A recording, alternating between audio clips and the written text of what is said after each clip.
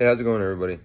So on this recorded discussion, we're going to be speaking on racial integration and the Myers family actually moving into Levittown, the suburbs. So the first question, it's discuss some of the most compelling arguments made in favor of the Myers family moving into the Levittown suburb.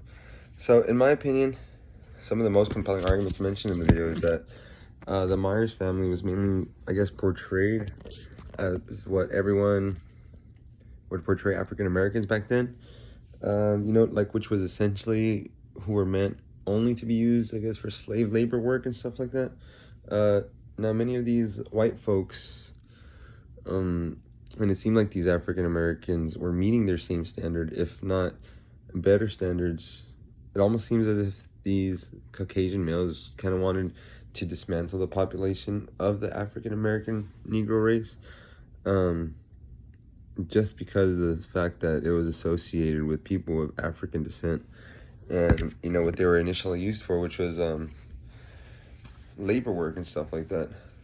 So that's my take on that. As for the second question, discuss the arguments opposing the Myers moving to the predominantly white neighborhood.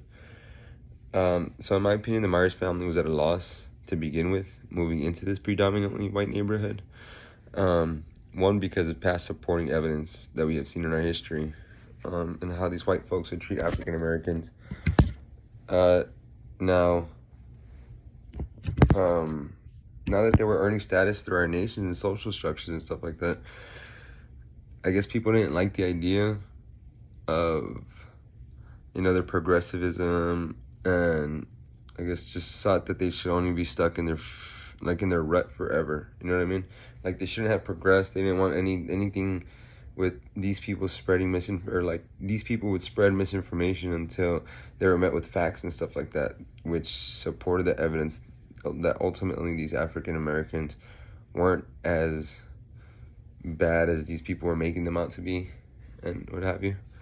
And it leads us now into our third question, which is explain how the events in the video reflect what was happening in the country during the 1950s, including laws and changes in public institutions. Provide specific examples. So, back then in the 1950s, they were going about with the desegregation, and I guess now that people were complaining or speaking out on behalf of these African Americans, people were trying to start reintegrating African Americans into public schools and them being allowed to have public education and stuff like that. So this is my take on this recorded discussion, and I'm excited to know what you guys think about. So, I'll check in on your all's replies and enjoy the rest of the semester. We're almost done.